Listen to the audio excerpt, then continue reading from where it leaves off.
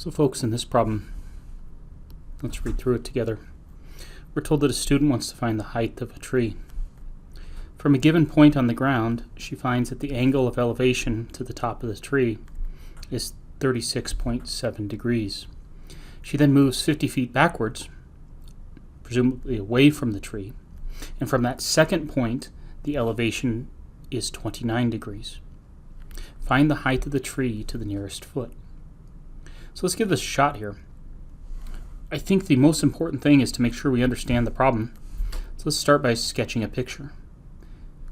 So I'm going to encourage you to actually pause the video and try to sketch the picture on your own.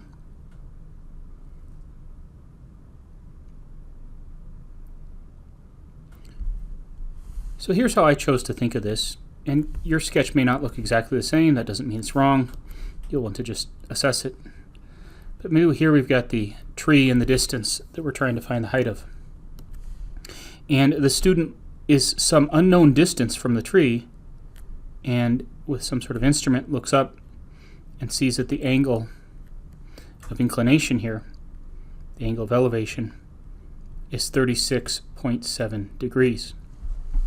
The student then walks away from the tree 50 feet, a distance of 50 feet. So we do know this distance is 50 feet.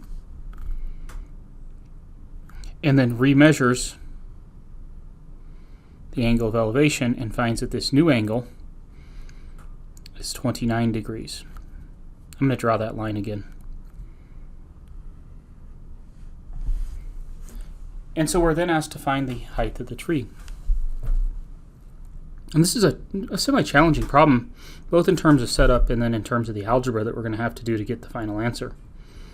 So I want to point out that we do not know how far the student is from the tree to begin with. I can pick a lot of variables. I'm going to pick the letter X here, just with the caution that just because I use letters X's or Y's or H's doesn't always mean they refer to the same X, Y, and R from the unit circle. And let's go ahead and call the height of this tree, the unknown height of this tree, let's go ahead and call that H. So here specifically, H does not stand for the hypotenuse of one of these triangles, one of these right triangles, but instead it stands for the height of the tree. So just be careful with that because I'm using a letter that could be confusing. Okay, so what I see here is maybe two triangles. The first triangle that I see, let's call it the outer triangle.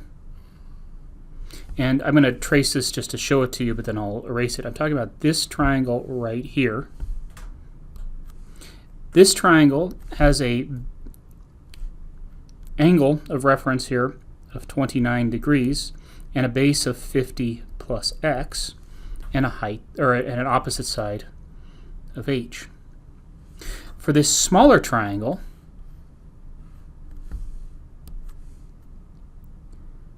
if I were to copy that smaller triangle, and I may not do the best of jobs copying it, that should be a 36.7 degrees. This would still be h, and this would be x. So we have these two triangles here which share a common opposite side. So what can we do? Well, we want to use our trig ratios here, and I'm trying to think. We've got 6 trig ratios, and as far as right triangles go, let's emphasize that these are right triangles. As far as right triangles go, we know the something about the adjacent side, and we're trying to find the opposite side. So of the 6 trig ratios, I think there are 2 good choices for setting up an equation here. So I'm going to just put 2 possible choices.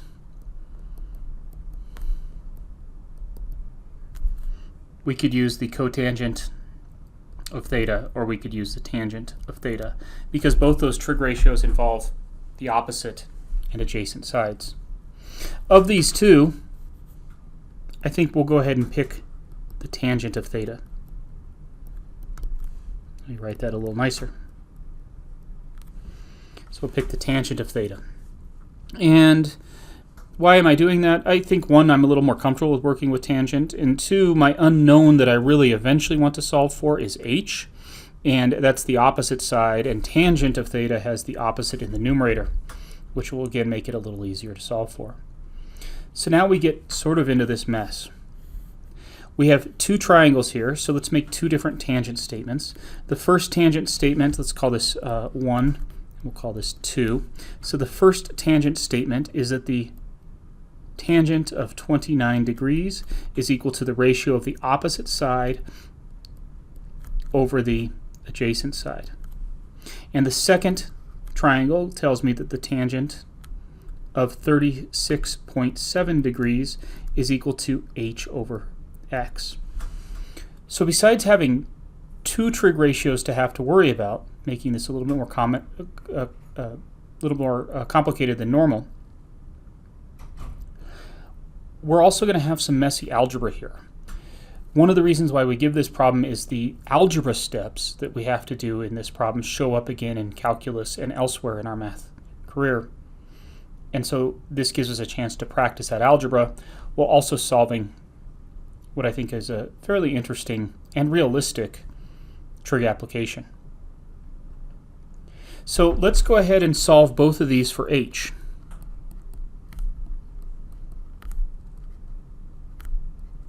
So if I solve the first one for h, what I would have is that 50 plus x times the tangent of 29 degrees is equal to h, and I obtain that by multiplying this 50 plus x to both sides of the equation. And if I solve the second one for h, I would have x times the tangent of 36.7 degrees is equal to h. Again, I obtain that by multiplying both sides of this equation by x. So now what we can do is we can set h equal to h. I'm going to set each of these two h's together. So we get that 50 plus x times the tangent of 29 degrees is equal to x times the tangent of 36.7 degrees. So if h is this and h is this, I can set those two expressions equal to one another. Now our goal is to isolate the variable x. That's a little bit tricky here. So the first thing I'm going to do is I'm going to go ahead and distribute this tangent of 29 degrees to both terms here. So I would get 50 times the tangent of 29 degrees plus x times the tangent of 29 degrees, and that's equal to x times the tangent of 36.7 degrees. Oh my gosh. Well, we're actually a little bit closer to solving this problem. Notice that I have two x's here. Let's collect them to one side of the equation. So I'm going to go ahead and subtract this term here to the other side of the equation, giving me 50 times the tangent of 29 degrees is equal to x times the tangent of 36.7 degrees. And here I'll have to start putting parentheses for clarification, minus x times the tangent of 29 degrees. Notice that both terms on the right-hand side have a common factor of x. So let's factor that x out. If I do so, I get 50 times the tangent of 29 degrees is equal to x times the tangent of 36.7 degrees minus the tangent of 29 degrees.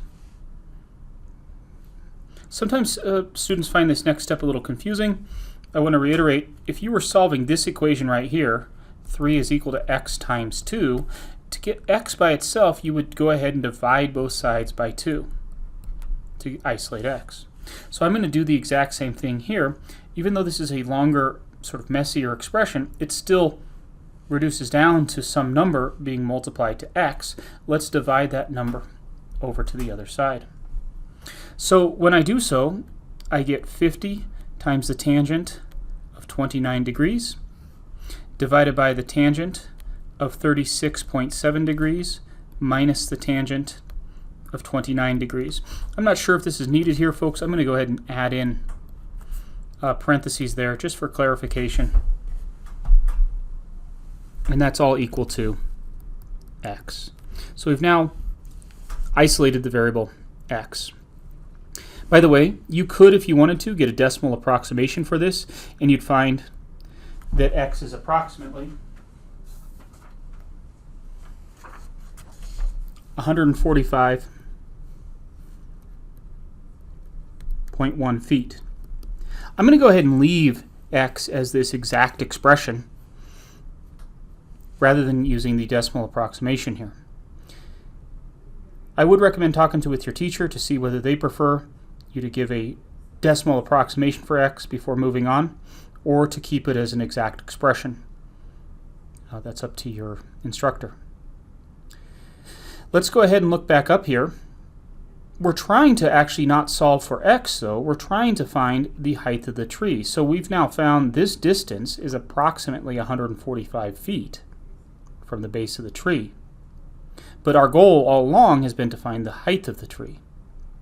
But we're almost there. Notice I now have two equations, this equation right here and this equation right here, that solve for the variable h. Of the two, I think I'd rather work with this expression right here, so let's go ahead and use that. So let's go ahead and use the equation that h is equal to x times the tangent of 36.7 degrees from above. And so this would be equal to, I'm going to recopy this big messy expression for x here, folks. This big messy expression right here, I'm just going to copy it. 50 times the tangent of 29 degrees divided by the tangent of 36.7 degrees minus the tangent of 29 degrees, all times this expression right here, the tangent of 36.7 degrees. Folks, it's easy to get kind of lost in this. This whole expression right here is just my expression for x from above here. I can now enter this entire expression into my calculator, and if I do so, we find that that expression is approximately 108.1 feet, and so here's our answer. The height of the tree is approximately 108 feet tall.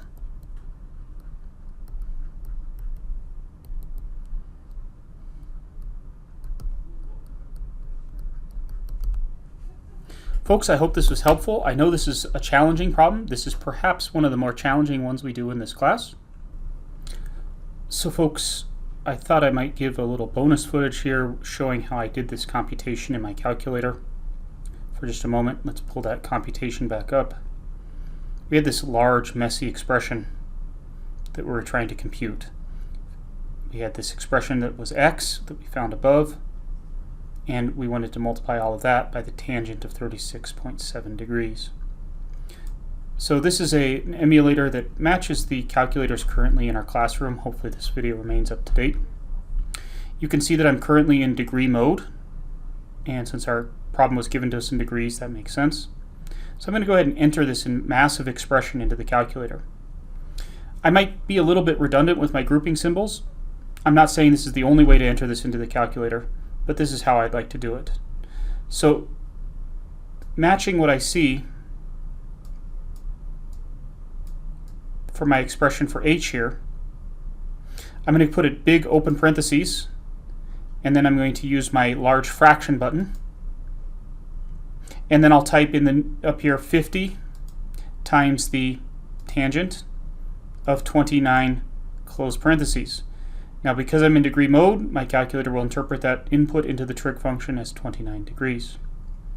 I can then hit the over button. That's going to move me into the denominator when I do that. So I hit the over button here, and I don't know if you can tell, but my cursor is now blinking in the denominator. So then I'll go ahead and put this tangent expression. So we've got the tangent of 36.7 degrees, close parentheses to close that, minus the tangent of 29 degrees, close that parentheses to close that tangent operation. This part's always a little bit hard to tell, folks. It turns out that I'm actually still in the denominator of this large fraction that I'm currently typing, so my cursor's right about down here. And I want to close that massive parentheses that I had. So I'm just going to hit the over button, and now you can see my cursor blinking here. And we'll go ahead and close that parentheses. Then I'm going to multiply this by the tangent of 36.7. So times the tangent of 36.7. And again, we're in degree mode here. Close the parentheses. We're all set. Equals. And there's where I got the 108.1 feet, which we rounded to 108 feet. I hope you enjoyed this bonus footage. Have a good day.